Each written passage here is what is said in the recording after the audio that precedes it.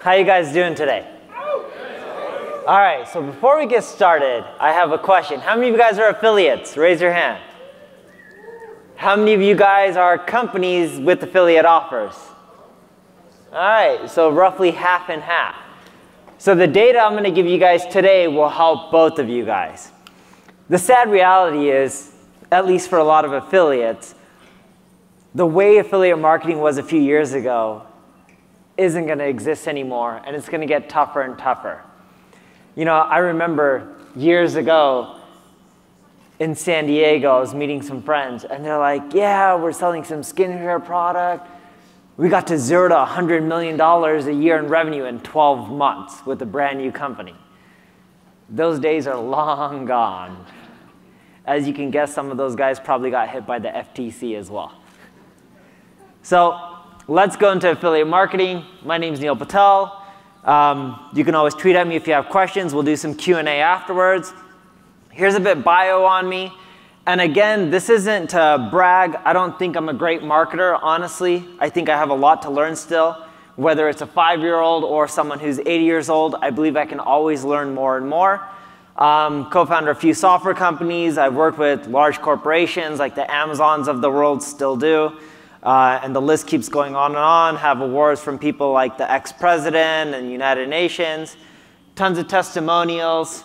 Half of them, to be honest, are useless. It could be someone writing a guest post and including me, and I'm like, thanks, friend, for mentioning something nice of me. And as I mentioned, you know, I'm not trying to brag. It's more so the point I'm trying to make is I see things from a different light.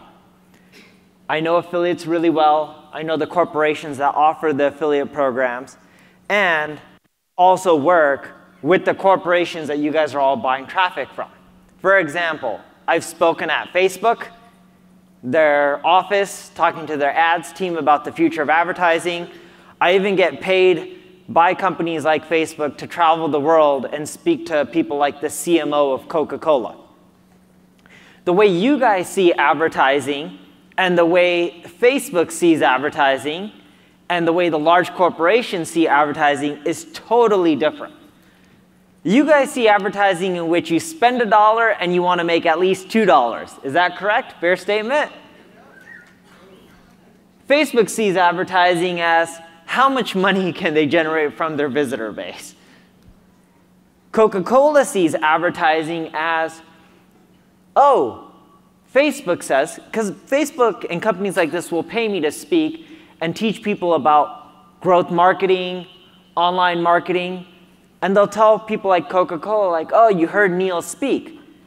You know, now that you spent all this money on TV ads, let's shift some of this budget to Facebook and do some branded campaigns. So when a Coca-Cola will say, all right, let's do a test campaign of $30 million for a quarter, you know what they're typically spending that money on? Take a guess. If you had to guess one thing when they start adopting some of these platforms. What do you think? To generate more sales of Coca-Cola? Likes. That's right, to get more likes and engagement. Oh, wow, we got 5 million people engaging with Coca-Cola online. I know what you guys are thinking as this. Who the heck cares? You already know Facebook's reach is going to screw them over and give them very little sales from that. It's true, am I right? Of course, we all know this. And I'm not saying there's anything wrong with this. See, for Coca-Cola, it makes sense, and it does make much more financial sense than in many cases just doing a television ad with a polar bear. And I also work with corporations like Google.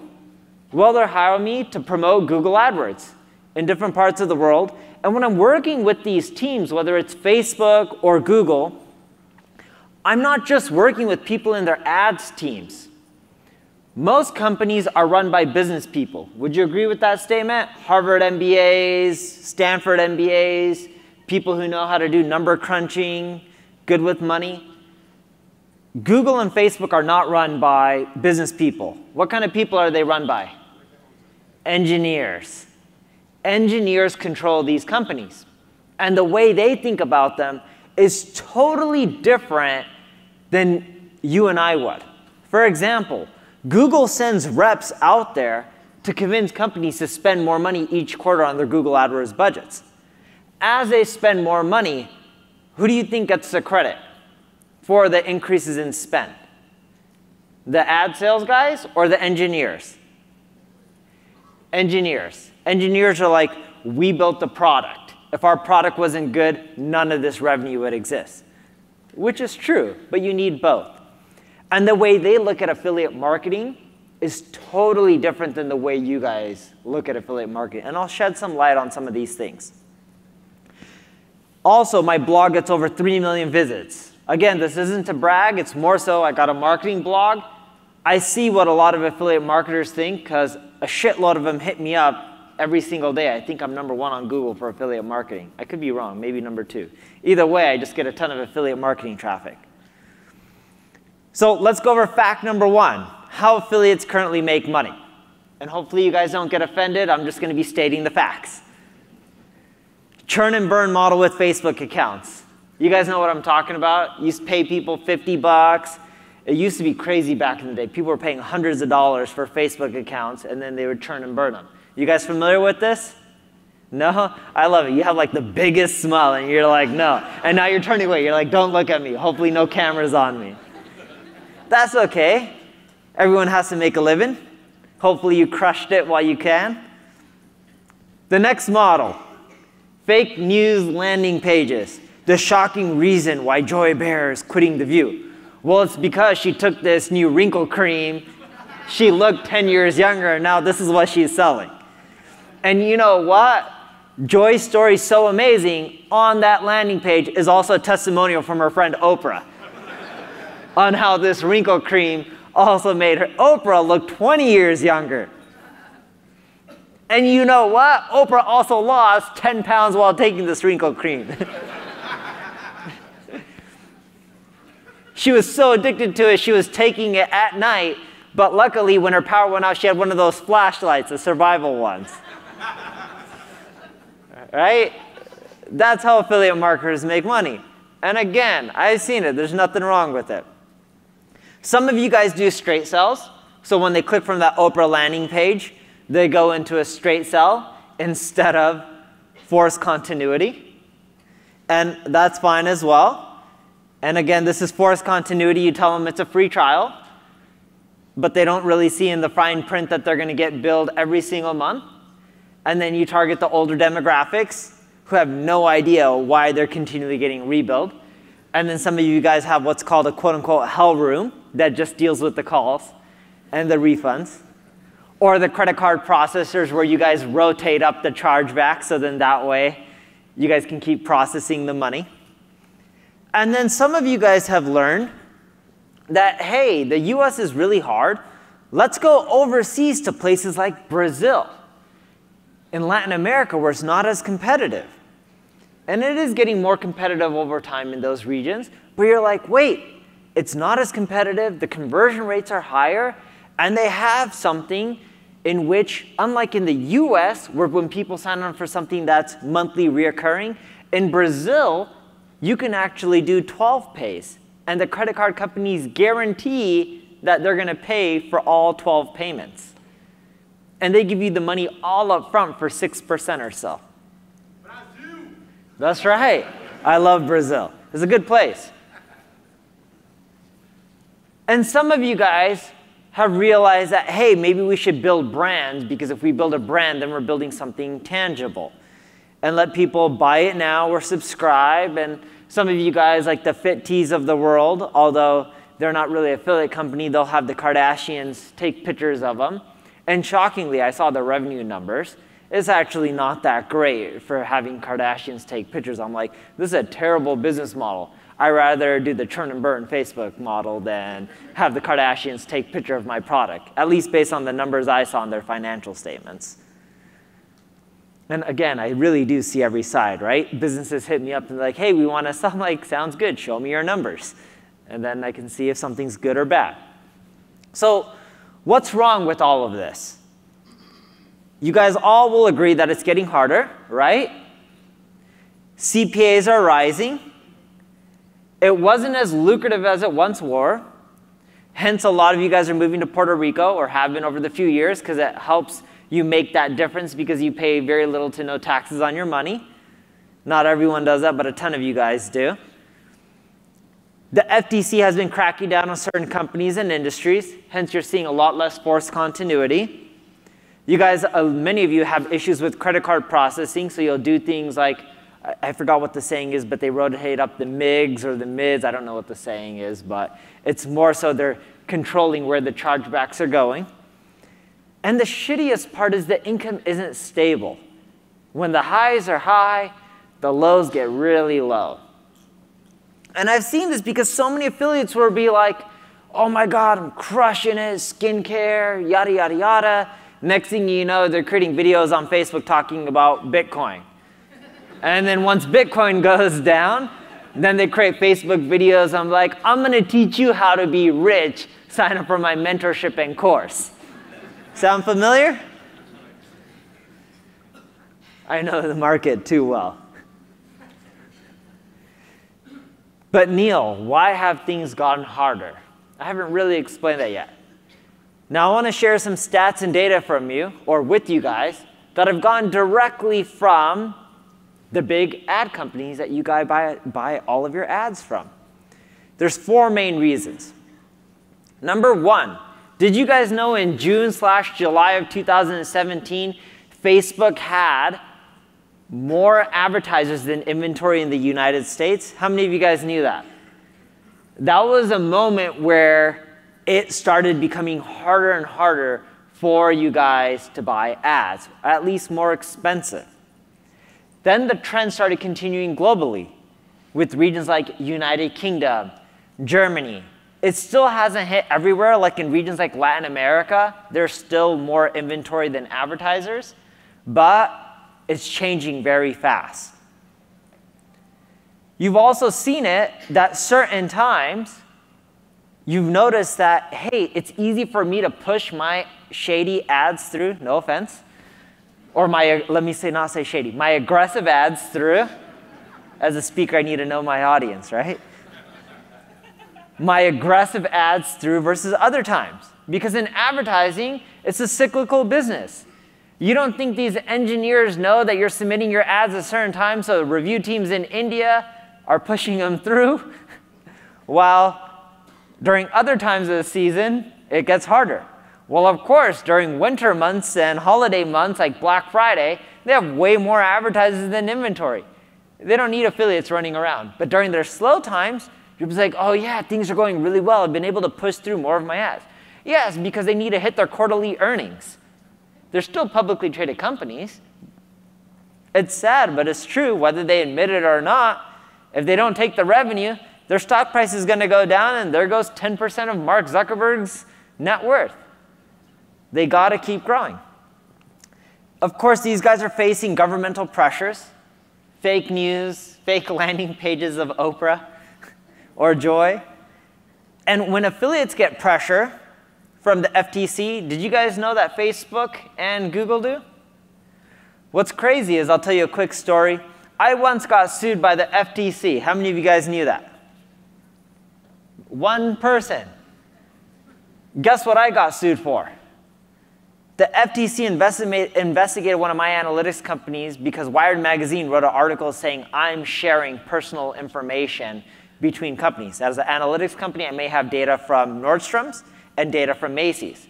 And Wired Magazine said I was sharing data between Nordstrom's and Macy's with each company. To summarize, after 6 hard months and losing acquisition offers from 2 Fortune 500 companies, because none of them want to buy you when you're getting an FTC investigation, I passed with flying colors. Because the FTC had people like from MIT review my code and be like, oh, you're actually not sharing data. I'm like, thanks for losing me an $80 million acquisition, right? But it's life. Not upset over it. But when people get, still a bit bitter, don't get me wrong.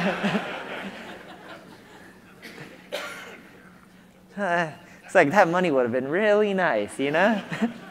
It's okay. You lose some, you gain some, it's life. And that's when I was scratching my head. I remember at that time, I'm like, man, I know these affiliates who are saying they're making $100 million a year. They're doing forced continuity, and they're telling me how smart they are. And I'm like, they don't even get investigated. And I'm like, I didn't even do anything shady. I'm like, but that's okay. I'm like, those guys were a bit more savvy than I was. At least that's what the money trail showed. Now, here's the thing. My lawyer, when I got investigated by the FTC, I was venture-backed. I had really good investors from Silicon Valley.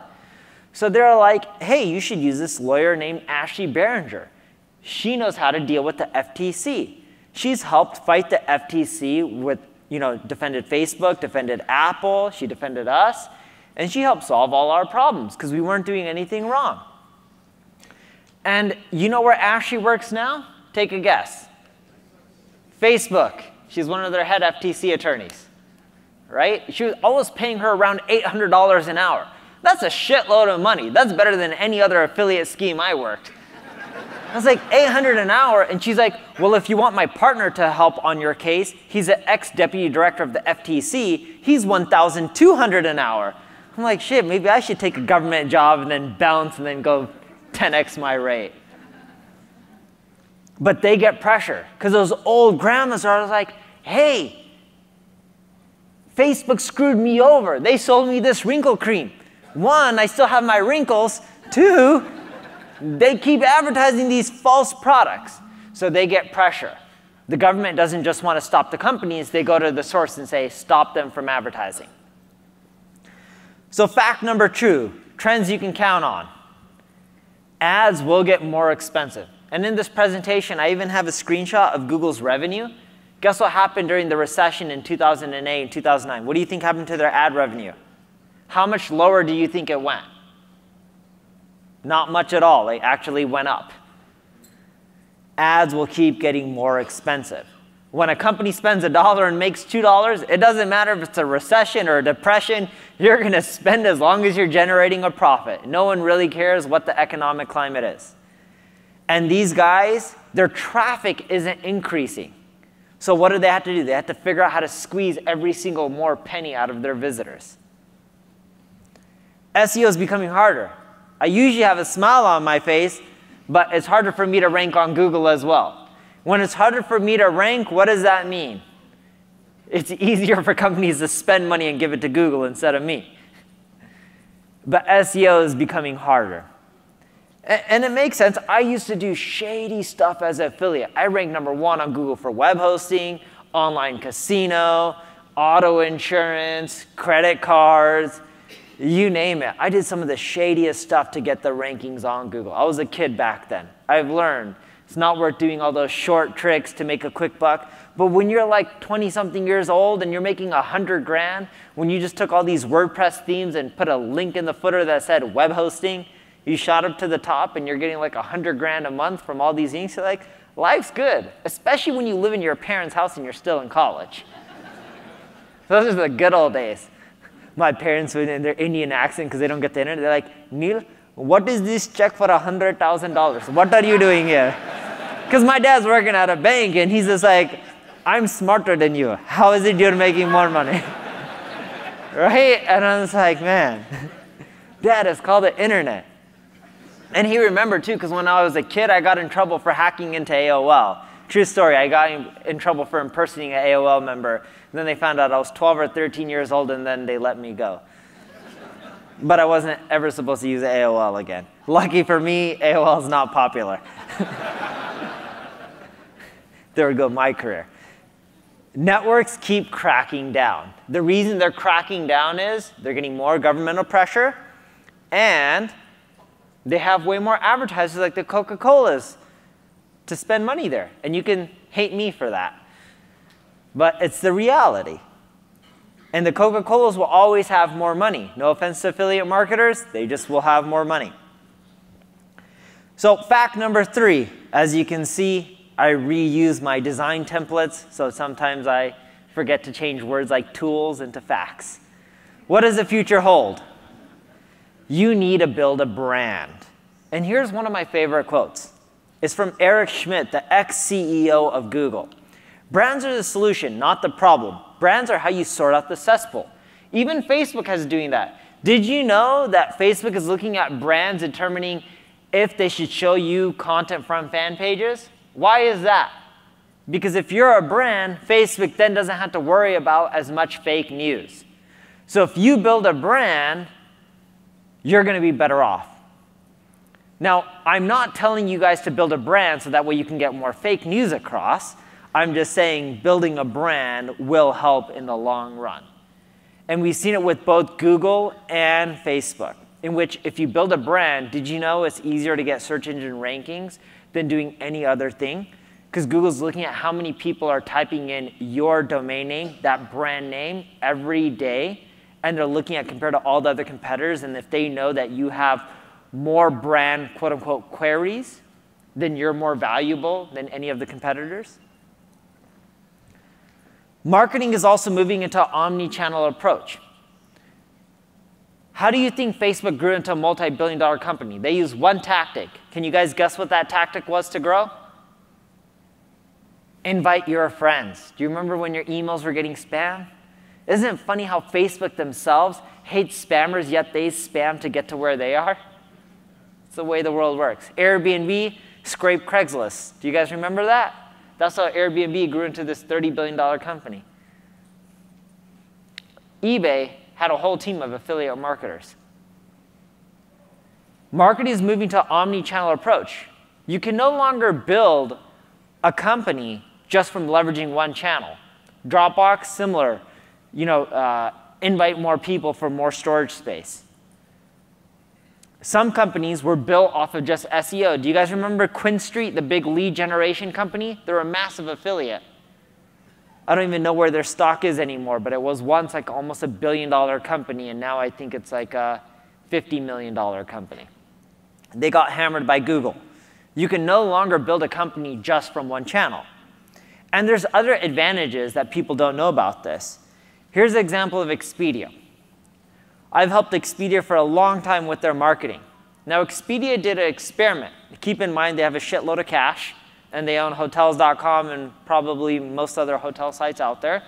And they're somewhere between a 20 and probably a $30 billion market cap, or either way, it's $1 billion plus, so it doesn't matter. And they started doing things like television ads, radio ads, pay-per-click, SEO, Facebook ads. And this is recently. Expedia has been around for a long time. You guys all agree with that? Everyone here already knows Expedia. Raise your hand if you know Expedia. Almost everyone. Even the Brazilians know Expedia. It's probably Trivago for you. They also own Trivago.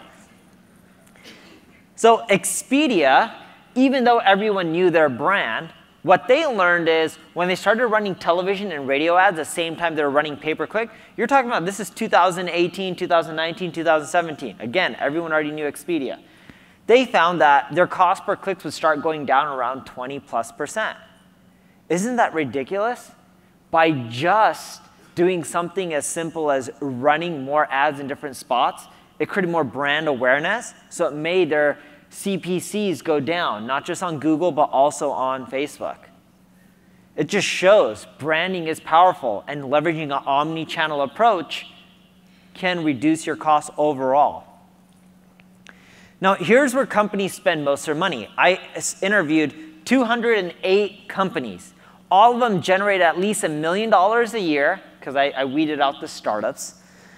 And all of them don't generate more than $1 billion. So I capped it. I think the largest one in there does around $200 to $300 million a year in revenue. Most of them spend their money on Google AdWords, Facebook ads, then SEO, content marketing, social media, then other. Does this chart look about right? It's not shocking. Here's the conversion rate by channel. Google AdWords, Facebook ads, and you guys will agree with this because Google, it's intent-based. Facebook's not as intent-based. SEO, social media, and then other. Also, the reason Google and Facebook convert way better than SEO is because you can control your landing page. Anything that ranks on Google has a shitload of text. Anything that ranks or is a pay-per-click ad, unless you're creating that Joan Rivers or Joan Bear or Oprah Winfrey sales letter, typically doesn't have a lot of text, and you're just driving them into a page that's optimized for conversions. Now, here's an ROI per channel. Google AdWords, then Facebook. SEO beats all of them. Why do you think Facebook beats Google when Google is intent-based? Anyone have idea? Yes, it's cheaper. Facebook isn't saturated as much as Google. Google's been saturated in pretty much every region for a very long time. Facebook's getting there. SEO has a huge ROI because once you have the rankings, you don't have to keep spending as much money. Social media, of course, this is organic stuff, and then other. But there's an interesting fact that doesn't show up in this chart. There's one channel in other that actually beats out all of them. Can you guess what marketing channel it is? What do you guys say? Someone says email. What else? YouTube. What else? It's conversion optimization. Not enough of the company spent that much money or did CRO, but it actually beat SEO and content marketing by a bit more than, it was either double or triple. I don't have the exact number, but either way, it was a lot. It's just something that a lot of companies don't spend a lot of energy on. For example, there's Optimizely and VWO and Crazy and a lot of tools that do A/B testing, but their numbers are low. Even Optimizely only generates roughly $100 million a year from their A/B testing software. It's not that big of a market. That is really where the potential is. And when you look at channels other than conversion optimization, here's where companies are seeing the most potential, and this is based on numbers on where they're starting to see a ROI. Instagram, then YouTube, podcasting, conferences, voice search, other forms of ads like Taboola, Outbrain, SEO, I don't know. The reason SEO and ads are on the low end is because they're saturated and a lot of people are already doing them. Instagram, a lot of people are seeing a huge ROI in influencers as long as you pick micro-influencers and you negotiate rates and you do it on a consistent basis. The Kardashians are no longer producing a good ROI for most people. YouTube produces amazing ROI. Just very few people do it. Your cost per click is a bit higher, but the conversion rates are higher. You guys should test it out like crazy. Even the SEO for YouTube, it is not competitive. Unlike Google, when you pop up a video, you can rank in less than a week or two. It doesn't take months or a year. YouTube has the opposite in their algorithm in which if your video is popular in the first 24 hours, so you send out an email blast, and assuming you put the right keywords and stuff, you automatically get ranking and your video stays up for a very long time. Its algorithm is purely the opposite of Google organic. So if you want to do well, you're going to have to get creative. And I'm going to show you guys a few ways to get creative. Here's Google's revenue during a recession. As I mentioned, they continually made more money. It's more facts and data showing that costs are going to continue rising. So how do you get more revenue out of each customer? Well, first think of conversion optimization like dating. If you went to a random stranger and you said, "Will you marry me?" What do you think they're going to say? You're looking at me. What's your name? Zarel? Zarella? If I ask her to marry me, she's probably going to say no because I can't even pronounce her name. That's one problem. Two, I'm also married, so that's not another good thing. But assuming I knew how to pronounce her name and I wasn't married and I said, "Would you marry me?" What would you say? What? No. Why? You're American? I'm like, I'm American too. I understand you don't need a passport or a visa, but like, okay, so what's the reason? Okay, so she's married. But if you're single and someone randomly asked you to marry you, what would you say? No. Someone said, "I don't know you." That is the right answer. If you go and test this out and someone says yes, I did this at a conference, you better run the other way. Something's wrong. One of my buddies, he's like, "Man, my wife and I aren't working out." And I'm like, "Dude, you met her on MySpace and got married in the first 2 weeks." Seriously, if it works out, more power to you. But seriously, if someone says yes to you, you better turn the other way and run. They could be a serial killer. I don't know what else they could be. But in general, if someone meets you, they ask you out on a date, hypothetically, let's say they say yes. You get to know them for a year or two. You then meet all their friends and they like you. You move in, meet their parents, and then you say, "Hey, do you want to marry me?" At that point, they should say yes because you've gotten to know them so long. If they say no, you need to get out of that relationship. Unless you're the one who doesn't want to get married. But that's how conversion optimization is. Most of you guys will have people come to your website and be like, hey, buy this $1,000 product, $100 product. This is why these landers that you're reading with these fake landers with Oprah Winfrey and stuff convert well, because people are getting to know you and they're building trust. And there's other ways of doing that. In the software world, we flip around our funnels, such as people come visiting our site, they try to sign up, and then they use the app. And we flip it around because we're like, wait, why make people sign up right away? Why not make them put in their URL or engage first, and then make them sign up after they've created a lot of stuff? You can do similar things. If you're selling skin cream, you can ask them questions about your skin complexion, show them testimonials of other people who had these issues. And after they spent 5 or 10 minutes answering all these questions, they're committed. Then when you ask them to buy your product, they're much more likely to convert. And by engaging with your visitors, we saw 52.11% increase in signups. Now, all the stats and data I'm going to share with you today, they've all been tested on many sites, including affiliate sites, and they work. So try some of these things out. Here's another one. Quiz your readers. How much to make an app? This is a tool by Crew. You make people fill out all these questions, use pictures, keep it short and simple, and then you collect an email, and then from an email you can push people, or you can collect leads right away. 281% increase in leads. We did this for consulting. Crew does this as well. For how much do you want to build an app? They give you a price, and you say, hey, are you interested in us having you build that app? Click here, fill out a form. You can do this for auto insurance. You can do this for anything out there. Get creative.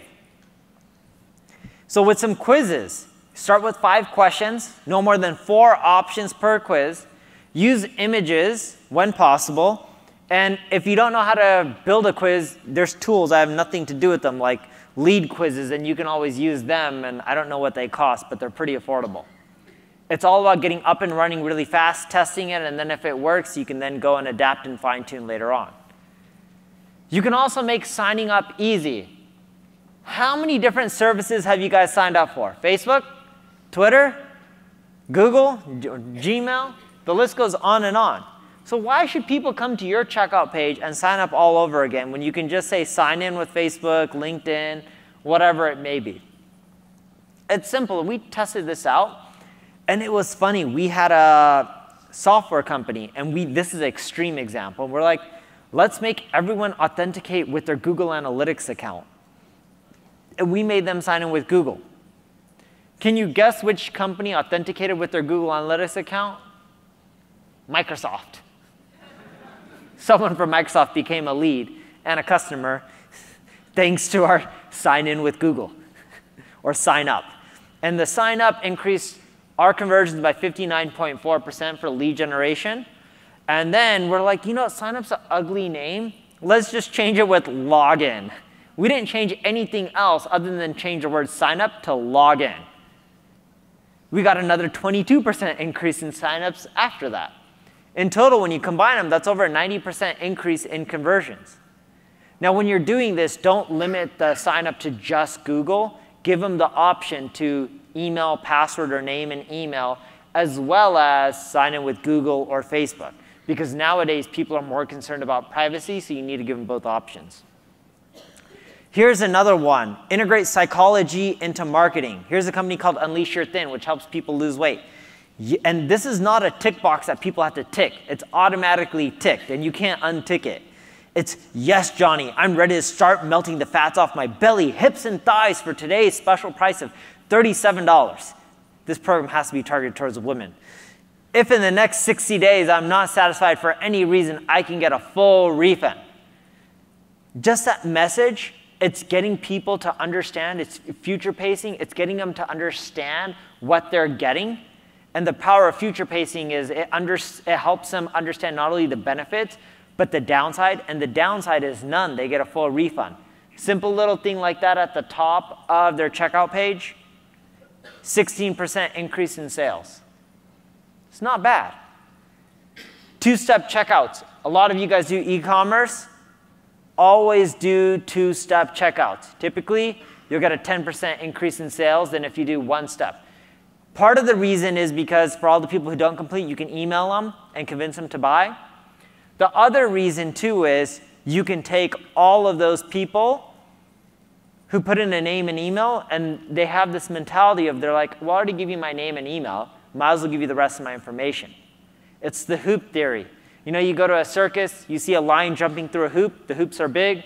Eventually, they get smaller and smaller. Sometimes they even put fire around them. By making a small micro commitment that's easier for them, it makes it easier when you ask for a bigger ask, such as their credit card. And here's another strategy that's not in this presentation. I love doing this. Affiliates haven't caught on much to this. How many of you guys are e-commerce, tangible goods? OK, how many of you guys are in lead generation? Software? OK, either way, no matter what you're selling, it'll work for this.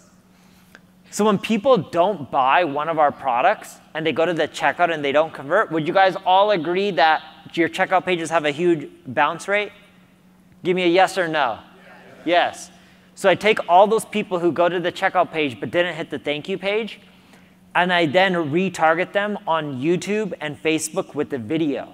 And that video shows what it's like to use a product or a service or what life is like after they've bought. And I kid you not, you use the opposite pitch on whatever's in your lander. So if your lander's all logical, you use more emotions. Or if your lander's more emotional, you make the video all logical. And using the opposite pitch, you'll get a huge increase in sales. It'll be the highest converting ad campaign that you ever run. Check it out. Another one, pre-qualify your customers. Mike Chang, I think he went to like some conference about meditation and something like that, and then he stopped selling six-pack shortcuts, I think was a rumor. But he started pre-qualifying customers. I want to increase my definition, my arms, my chest, my six-pack. I typically work out at least. And whatever you put, he would always say, congratulations, you qualify. Even if you put nothing. I put in nothing. This was my form field. It was blank. And I put continue. And it says, congratulations, you qualify. I'm like, cool story. I qualified. I didn't put in anything. And then I started testing that with a few of my own companies. And then I started testing that with e-commerce.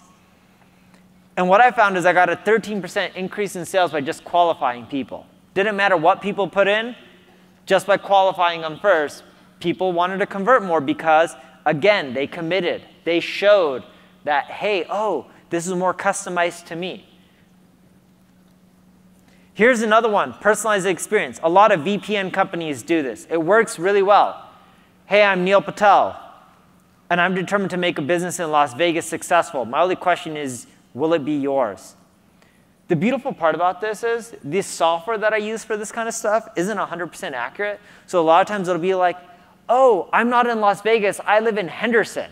The software is supposed to say Las Vegas or Henderson, but it shows the wrong city sometimes. But it's close enough, and people are like, I'm 30 minutes away. Will I still qualify? I'm like, yeah, no problem. Just for you, I'll make the exception. 31% increase in sales. The VPN companies kill it with this, because if I was a VPN company, I'd be like, people could be stealing your information right now. I know that you're based in Las Vegas, Nevada right now. You're using a Macintosh computer, and you're visiting this website using a Chrome browser. And this is your operating system and your computer type. Here's even how big your screen is right now. How creepy is that? Here's what internet service provider you're using. Like, whoa, yeah, I need a VPN. You want people to stop knowing this much information about you? Sign up for this free trial of this VPN, which will block people from stealing your information. I'm not saying you guys should use this stuff, and I'm not saying I do. Use it at your own risk. That guy who's like, woo, he probably uses it. Personalization tips. There's maxmind.com. That's the company I use for the IP stuff. It's cheap. The shittiest part about that service is you got to keep putting in credits. So I keep forgetting, so I have my assistant go back in there and re-upping the credits.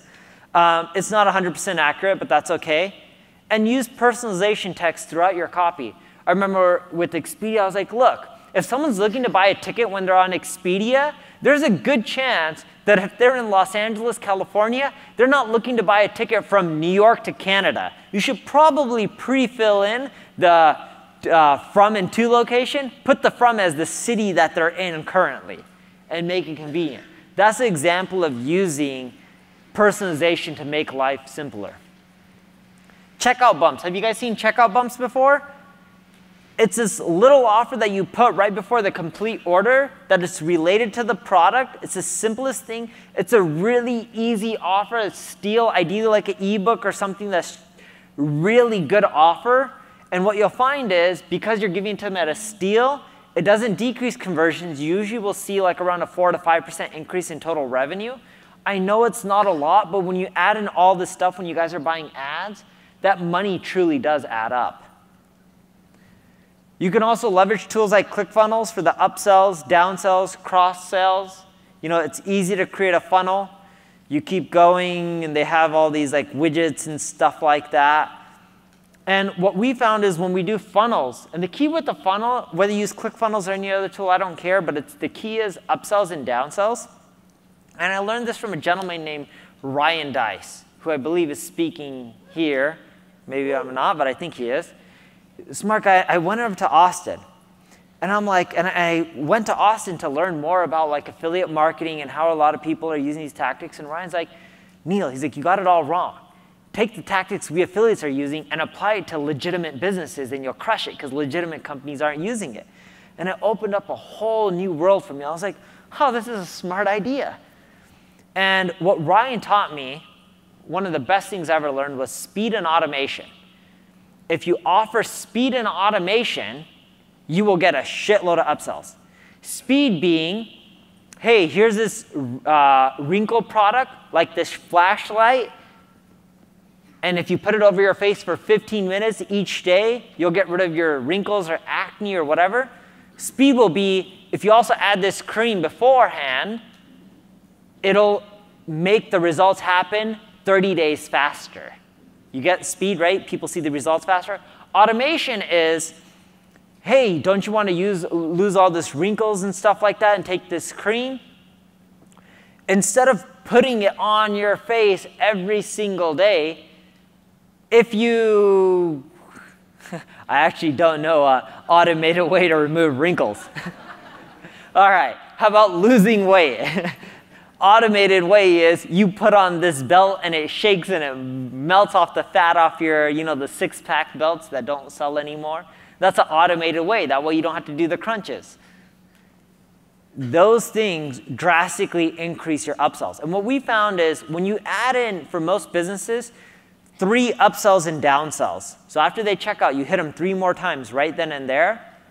You typically can make 29% more revenue as long as you're leveraging speed and automation in your upsells and downsells. Great way to generate more revenue from every single visitor.